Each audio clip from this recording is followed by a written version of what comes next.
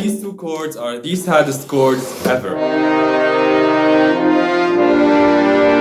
Okay, so I watched Stranger Things season 4, and in the 4th episode, I believe, there's a scene where Max is in the Upside Down, and there's this song called Running Up That Hill. It's her favorite song. And we don't really know whether she's gonna make it out or just die in there. And the whole scene feels very impactful / epic / sad. And part of it is the visual effects and the whole set design and cinematography, but the other part is the music. Now, this song was written in the 80s, and you can call it vintage if you want, but that's not enough to make it a good, impactful song. So what is it about it exactly that makes it that impactful? Is it the rhythm of the song? No, because it's just a drum machine, a programmed rhythm on a drum machine, not even a real person is playing it. Is it the melody? Yeah, kinda. Yes, because at some point the melody implies the harmony, but the melody alone does not have enough impact without the harmony. And you can think of the harmony as the chords in the song, if you want, the chord progression.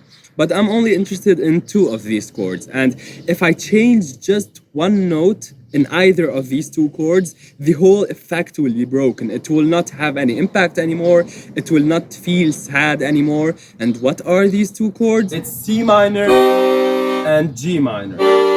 That's all. Thanks for watching. I just told you that these are the magic chords, but how do I know that they create an emotional impact? Why do they feel so sad when they are used together? I'm gonna explain it very simply. Even if you know nothing about music theory, you're gonna still be able to follow along, and maybe you'll use it in your own music or be able to recognize it in someone else's music. So let's get into it. This is a piano, these are notes, and each one of these notes has a name: Do, Re, Mi, Fa, Sol, La, Si, and in English it would be C, D, E, F, G, A, B. If we play certain notes in a certain sequence,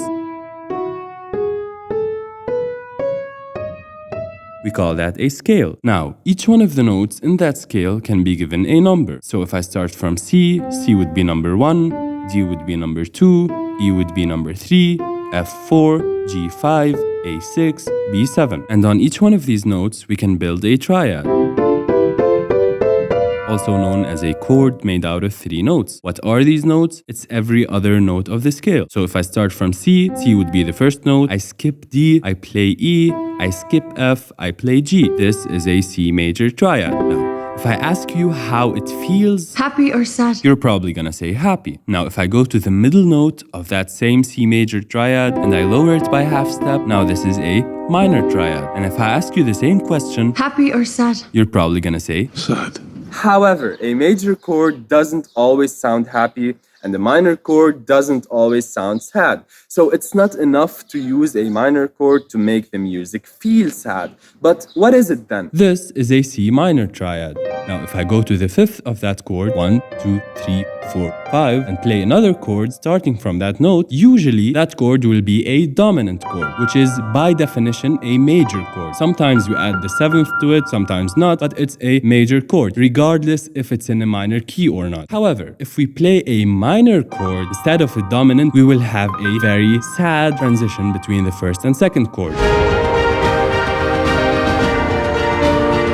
Okay, so here's how I imagine it. You start from the 1st chord, grab your bow and arrow, and get ready to pull. Then go to the 5 chord, which is a dominant chord, it's a major chord, and pull very hard, and there's a lot of tension, and then you're gonna go back to the 1 chord and release that tension, and that's the resolution. Now, in case of the minor 5 chord, you're gonna start with the 1st chord, grab your bow, get ready to pull, and then go to the minor 5, don't pull. You're just gonna let it go. Now, what happens here is your brain expects the tension, but doesn't get it. Here's another example that demonstrates very well this sad chord transition. It's an old song, you probably know it. It goes like...